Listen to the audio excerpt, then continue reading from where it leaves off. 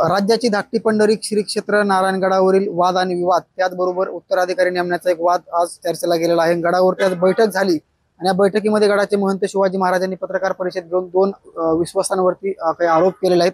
ज्यांच्यावरती आरोप झाले ते बळीराम गवते आणि सी ए बीबी जाधव माझ्यासोबत आहेत। नेमकी खरोखर परिस्थिती काय सांगाल साहेब? गडाचे महंत शिवाजी महाराजांनी तुमच्यावरती आरोप केलेले आहेत।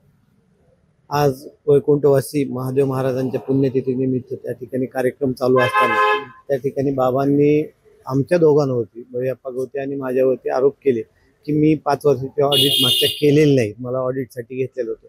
प्रत्यक्षात परिस्थिती अशी आहे की माझ्याकडे जेव्हा हे ऑडिटसाठी आलं ते 1999 पासूनचे ऑडिट प्रलंबित होते। ते ऑडिट मी पूर्ण करून आज तागायतपर्यंत म्हणजे 2023 पर्यंत ऑडिट सगळे पूर्ण केले आहेत। आता isakal.com आहे देशातील नंबर 1 ची मराठी न्यूज वेबसाईट। प्रत्येक अपडेटसाठी isakal.com ला नक्की भेट द्या।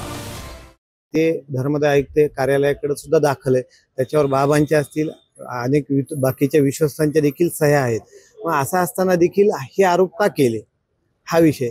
आणि बाबांनी अजून एक आरोप केला त्याच्यामध्ये की मला यांचा त्रास आहे। तर त्रास आहे तर आम्ही तर राजीनामे द्यायला तयार होतो।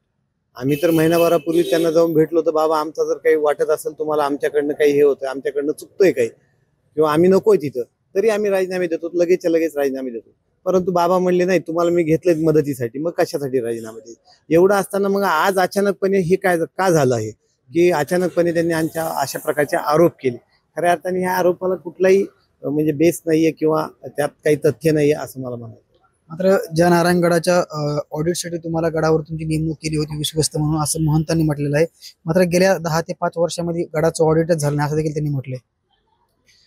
मी आता सुद्धा त्या ठिकाणी माझ्याकडे कागदपत्र आहेत, 2023 पर्यंत ऑडिट पूर्ण केलेलं असून त्या ठिकाणी बाबांच्या सुद्धा त्या ह्याच्यावर सह्या।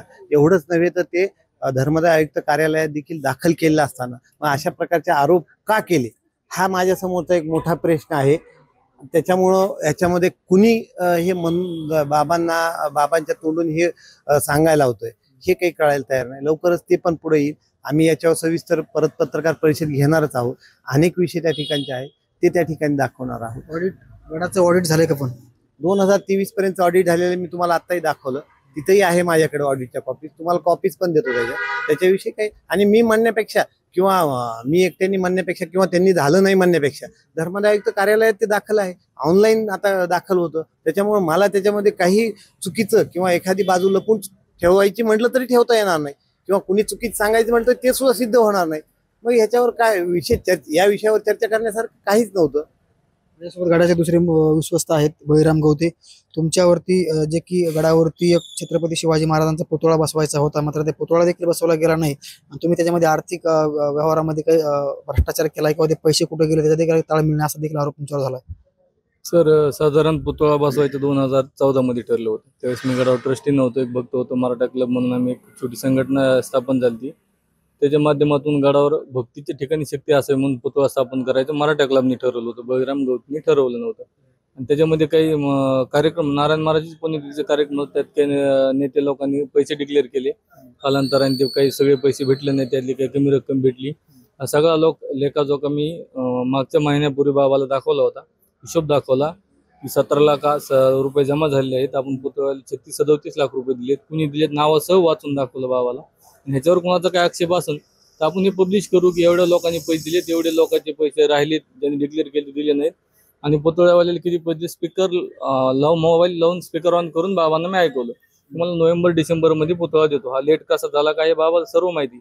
हा सगळा पुतळ्याचा मुद्दा 2014 पासून चालू आहे, आजच का नाही गाव हा आमच्या पुढे प्रश्न आहे।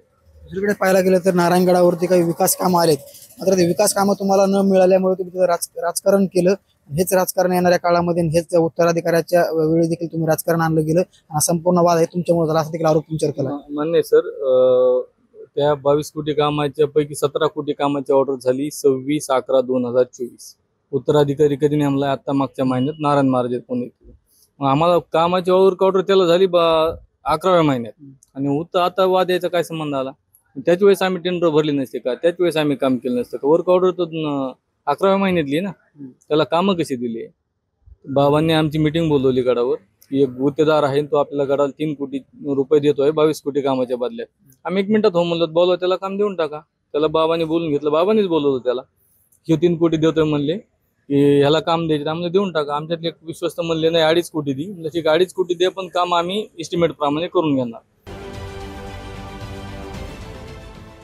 देश विदेशातील प्रत्येक घडामोडींचे लाईव्ह अपडेट मिळवण्यासाठी आता साम टीव्हीच्या सर्व सोशल मीडिया प्लॅटफॉर्मला लाईक, फॉलो आणि सबस्क्राईब करा. तसंच सर्व नोटिफिकेशनसाठी बेल आयकॉन प्रेस करायला विसरू नका.